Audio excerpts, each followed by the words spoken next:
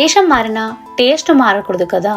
Fresh చింత చిగురు లేకపోయినా ఫ్రోజన్ చింత చిగురుతో కూడా మన తెలుగు పప్పు సేమ్ టేస్ట్తో చేయొచ్చు. సో టుడే చింత చిగురు ఎంట్రీ. ఫస్ట్ ఇంగ్రీడియంట్స్ చూపించాను. నా కుక్కర్లో తూర్దాలు వేసాను. నెక్స్ట్ మనం పసుపు కొంచెం వేసుకోవాలి. తర్వాత ఆ తూర్దాలు ఏదైతే కప్పుతో తీసుకున్నానో అదే కప్పుతో మీరు చింత చిగురు కూడా వేసుకోవాలి. తర్వాత గ్రీన్ చిల్లీస్ యాడ్ చేసుకోవాలండి. ఇలా స్లిక్ చేసి వేసుకుంటున్నాను నేను. మీరు పేస్ట్లా కూడా వేసుకోవచ్చు.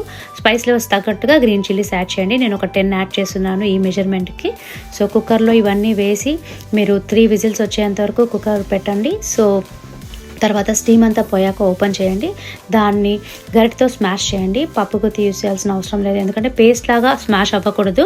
నార్మల్గా స్మాష్ అయితే చాలు. తర్వాత దీన్ని గట్టిగా ఉంటుంది కదా, కొంచెం 2 గ్లాస్ ఆఫ్ వాటర్ యాడ్ చేయాలండి. అవి ఇంకా సాల్ట్ కూడా కొంచెం యాడ్ చేయాలి తగినంత. తర్వాత బాయిలింగ్ పాయింట్ వచ్చాక మనం తాలింపు వేయాలండి.